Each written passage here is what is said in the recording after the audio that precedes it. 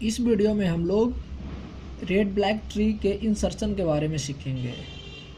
Red black tree एक प्रकार का self balancing binary search tree होता है जिसके कुछ अपने प्रॉपर्टीज होते हैं।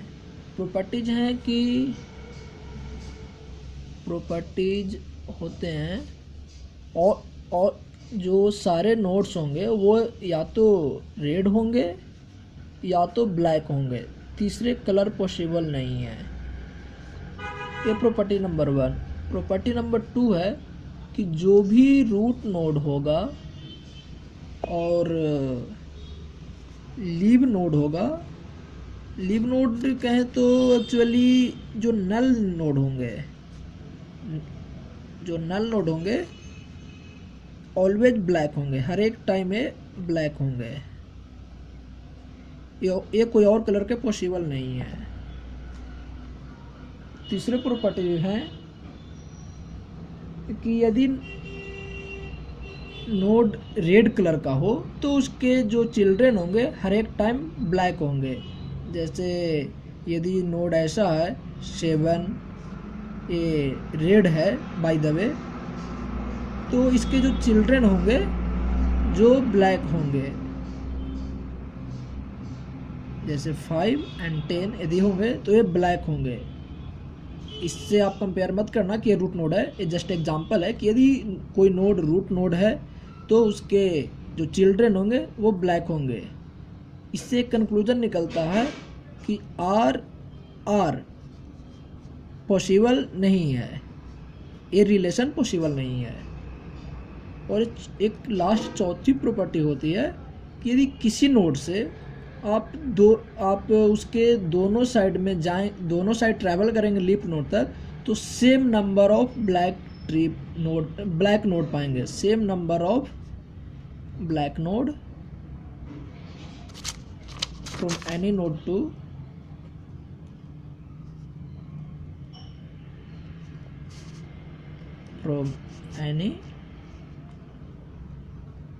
To leaf node.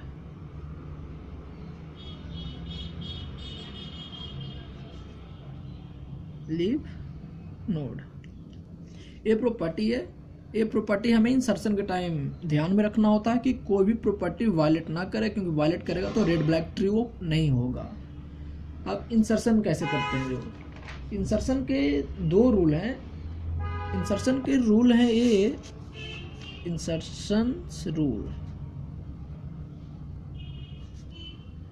इंसर्शन के रूल है कि जो भी हम नोड ऐड करेंगे वो हर एक टाइम रेड नोड ऐड होगा। Insert always red node, insert always red node. जो भी न्यू नोड होगा वो रेड नोड इंसर्ट होगा। और यदि कोई प्रॉपर्टी वायलेट करता है तो उसके लिए हम दूसरे रूल लगाएंगे, और वो रूल होगा या तो रोटेट करें और रीकलर करें,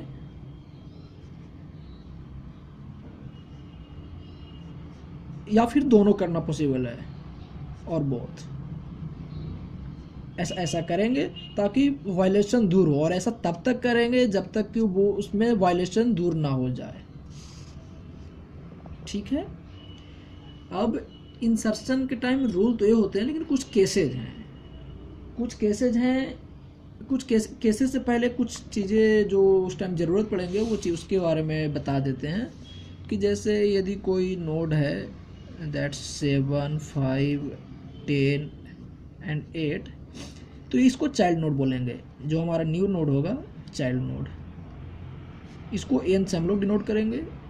जो भी न्यू नोड होगा n से। इसके पेरेंट, ये हुआ पेरेंट नोड, इसको P लिख देते, इसको P से डिनोट करेंगे। एक ग्रैंड पेरेंट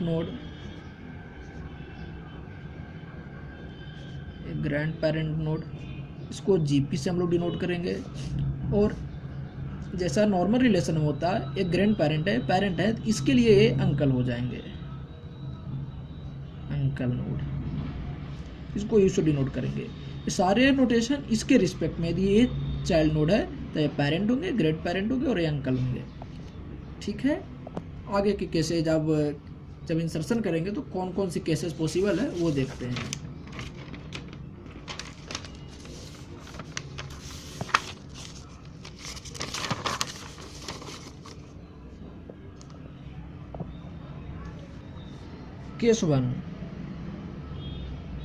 केस वन वो पॉसिबल है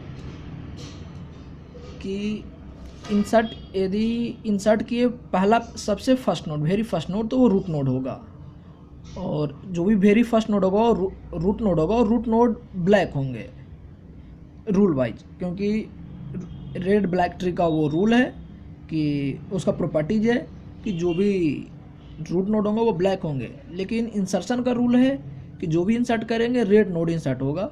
तो इसके लिए फॉर वेरी फर्स्ट नोड,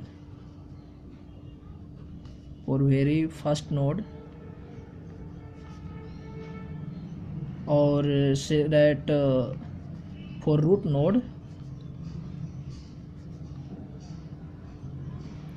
जब इंसर्ट करेंगे, जैसे इंसर्ट यदि 7 किए तो 7 रेड नोड इंसर्ट होगा। लेकिन हमें इसके लिए, ये वायलेट रूल को कर रहा है, तो इसके लिए हमें इसको रीकलर करके इसे ब्लैक कर देना पड़ेगा। ये जब रूट नोड इंसर्ट होगा, मीन्स हर एक प्रोग्राम में, हर एक केस में, पूरे एक ट्री बनाने में एक ही बार ऐसा पॉसिबल है कि हम रूट नोड इंसर्ट करेंगे, इसलिए एक बार एक करना पड़ेगा। केस टू में हम देखते हैं कि यदि ऐसा अगर होता है कि पेरेंट है जो रेड हो जाए, और इंसर्ट तो रेड करेंगे ही, तो रेड वायलेशन होगा, और अंकल भी रेड हो जाए, तो उस टाइम हमें, तो ये वायलेट करता है, पेरेंट रेड और चाइल्ड रेड, तो ये वायलेशन है। बट उस टाइम ऐसा हो रहा है कि पेरेंट भी रेड है और अंकल भी, वो भी अंकल हैं जो भी रेड है, तो उसके लिए हम केवल रीकलर करेंगे। इस टाइम रोटेशन नहीं करते हैं, केवल रीकलर करते हैं। रीकलर करेंगे किसको? Uncle, parent and grandparent को। Uncle, parent and grandparent, इनको रीकलर करेंगे। ठीक है, बस सिंपल सी रूल है। इन दोनों में हम रोटेशन नहीं देखें, इन दोनों में केवल रीकलर करना है। इसमें रूट नोड को केवल रिकलर करना है, रेड से ब्लैक कर देना है। इसमें parent, uncle and grandparent को रिकलर करना है। केस थ्री ऐसा होता है कि पेरेंट रेड होते हैं, पेरेंट न्यू नोड हर एक टाइम रेड होगा, वायलेट करेगा, लेकिन उस टाइम यदि अंकल एब्सेंट होते हैं, अंकल एब्सेंट कहें या फिर, क्योंकि जब नोड बनाते हैं तो नल नोड को जनरली दिखाते नहीं है, तो अंकल या तो यहाँ लिख देते हैं दोनों कंडीशन, या तो एब्सेंट और ब्लैक। क्योंकि एब्सेंट नहीं होते हैं वहाँ पे नल नोड होते हैं, नल नोड हर एक टाइम ब्लैक होता है, लेकिन कभी कभी हम देखने में कंफ्यूज ना हो जाए, इसलिए दोनों कंडीशन यदि लिख लेते हैं तो ज़्यादा अच्छा होगा। तो अंकल एब्सेंट हो या ब्लैक हो, और कुछ ऐसा बनता है कि लाइन टाइप में बनता है, मीन जो भी हम ऐड कर रहे हैं कुछ ऐसा समझ लीजिए। लाइन टाइप बोलेंगे तो आपको अभी समझ में आ जाएगा। एंड यहाँ लिख देते हैं वो line, and parent, grand parent and child in a same line. यदि ऐसा होता है, जैसे ऐसे मान लें 10, 17, 20, 40, तो ये ब्लैक, इसको मान ले ये ब्लैक है, ये रेड है, ये रेड है, तो यहाँ पे रूल वायलेट कर रहा है आरआर रोटेशन, आरआर रिलेशन है, आरआर रिलेशन पॉसिबल नहीं है, रूल वायलेट कर रहा है। और इस टाइम देख रहे हैं कि ये लाइन में है, ये तीन लाइन में है, child, parent and grand parent, ये तीनों grand parent parent and child, तीन लाइन में है। ऐसा भी हो सकता है कि ये तीनों ऐसे लेफ्ट नोड केवल लेफ्ट साइड में केवल होते, तीनों लेफ्ट का लेफ्ट के लेफ्ट, ऐसा होता तो भी हम इस टाइम करते क्या है, इस वायलेशन को दूर करने के लिए हम इसके लिए रोटेट करते हैं, रोटेट और रिकलर भी, जिसको रोटेट करेंगे जैसे एबीएल रोटेशन करते हैं, इन तीनों को रोटेशन करेंगे। ठीक है, रोटेशन में ज़्यादा दिमाग लगाने की ज़रूरत नहीं है। रोटेशन बस ऐसे करना है कि इन तीनों को लेकर के आपको यदि बाइंड्री बनाना हो तो कैसे बनाएंगे, बस वैसे बाइंड्री बना देंगे। इतना ज़्यादा सोचने की ज़रूरत नहीं है कि हम कैसे रोटेट करें, क्या एल आर आर, इतना ज़रूरत नहीं है। बस आप इन तीनों को ऐसा सोच रहे हैं कि इन तीनों को, हमारे पास तीन नोड है, इनको बाइनरी नोड बनाना है, कैसे बनाएंगे, बाकी को सेम एज रखना है जैसे पहले था। रोटेट, पहले इनको बाइनरी रोटेट करना है एंड रिकलर, और रिकलर किसको करना है, रिकलर करना है parent and grand parent, means इनको और इनको रिकलर करना है। तो इसके बाद हो जाएगा, इसको समझ लीजिए, ये तो सेम रहेंगे। इन तीनों में बाइनरी रोटेशन करना है, अभी बता रहे थे इसको बाइनरी रोटेशन कैसे करेंगे। तो बाइनरी रोटेशन के लिए ऐसे मान लीजिए आप कि आपके पास 17, 20 और 40 है। आपको इसको बाइनरी में रखना है जिसके दो चाइल्ड नोड होना चाहिए। तो आप इसको कैसे रखेंगे, तो जो इसको तो आप पहले इसको इंक्रीजिंग ऑर्डर में रख लेंगे 40, इंक्रीजिंग ऑर्डर में जो मिडिल में रहेंगे उसको रूट नोट कर लेंगे, और 17 एंड 40 ये आपको बाइनरी में हो गया। बस ऐसे ही रोटेशन कर लेना है आपको। तो यहाँ 20 हो जाएगा, यहाँ 17 हो जाएगा, यहाँ 40 हो जाएगा। ये पहले रोटेट कर लिया हम लोग। यहाँ रोटेशन के बाद अब हम लोग रिकलर करते हैं पेरेंट और ग्रैंड पेरेंट को। पेरेंट 20 पहले रेड था, अब 20 को ब्लैक कर देते हैं, और ये आपको 17 ब्लैक था, इसको रेड कर देते हैं, 17 ब्लैक था, इसको रेड करते हैं। चाइल्ड को सेम रखना है, ये अब आपका कोई वायलेशन नहीं है। ठीक है, तो ये वायलेशन ऐसा रहेगा तो वायलेशन दूर करेंगे ऐसे। केस 4 के बारे में आपको बताते हैं। केस 4 में क्या करना होगा हमें, एक लास्ट कंडीशन वो है केस 4, यदि इसमें ऐसा होता है कि पेरेंट रेड रहेगा, इंसर्ट न्यू नोड रेड करेंगे, रूल वायलेट कर रहा है, लेकिन उस टाइम अंकल या तो एब्सेंट रहे या ब्लैक रहे। बट ये तो पिछले कंडीशन में था, लेकिन एक पिछले कंडीशन से अलग क्या होगा केस 3 से इसमें, कि इस बार लाइन में नहीं हो करके कुछ आप समझ लीजिए ऐसे ट्रायंगल टाइप या ऐसे रहेगा। ठीक है, तो आप एक इसका भी जब एग्जांपल देखेंगे तो समझ में आ जाएगा ऐसे का क्या मतलब है। जब इस साइड रहेगा आप इसको ट्रायंगल कह सकते हैं, मीन्स मान लेंगे कि parent, grand parent and child एक ट्रायंगल में रहे। तो हम क्या करेंगे, उस टाइम हम लोग इसके पहले एक देख लेते हैं इसका कैसे होगा कैसे। जैसे मान ले 10, 20, 15 and 17, black red, rule violate कर रहा है आर ए रिलेशन के कारण, आर नहीं हो सकता है कभी। और ये देखिए child, parent and grand parent कुछ इस टाइप में है। तो जब ऐसा रहेगा तो हम इसको दूर करने के लिए क्या करते हैं, जब ऐसे वायलेशन को हटाने के लिए क्या करते हैं, जब ऐसा वायलेशन होता है तो हम इसे सही करने के लिए क्या करते हैं, उस टाइम हम लोग